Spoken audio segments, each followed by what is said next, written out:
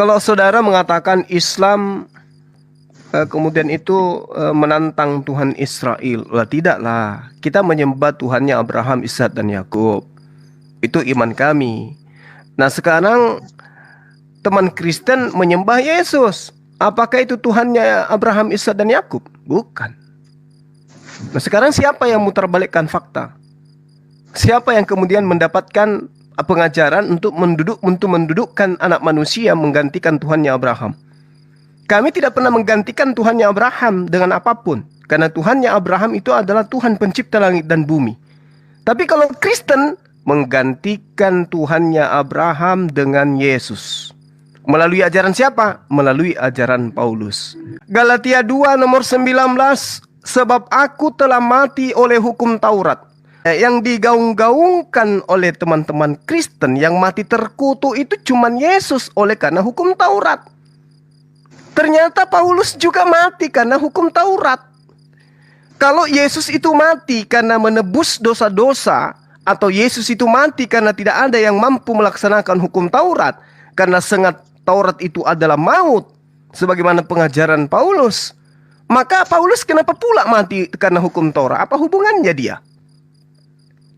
Gara-gara apa juga Paulus ini mati karena hukum Taurat? Sedangkan hukum Taurat dikatakan bahwasanya terkutuklah orang yang tidak melaksanakan hukum Taurat itu dengan perbuatan. Berdasarkan di dalam Ulangan 27 nomor 26. Terkutuk orang yang tidak melakukan hukum Taurat dengan perbuatan. Maka karena menurut iman gereja Kristen tidak ada yang sanggup melakukan hukum Taurat, maka harus ada yang mati sebagai tumbal di atas tiang salib untuk menggantikan kutukan itu. Makanya Yesus itu dikabarkan mati terkutuk karena dia menghapuskan kutuk hukum Taurat, membebaskan orang Kristen dari kutuk Taurat. Tapi Paulus gak mau kalah dia. Galatia 2 nomor 19, sebab aku telah mati oleh hukum Taurat untuk hukum Taurat. Aku mati oleh hukum Taurat untuk hukum Taurat, supaya aku hidup untuk Tuhan. Aku telah disalibkan dengan Kristus. Untuk apa pula Paulus ini ikut-ikutan mati karena hukum Taurat?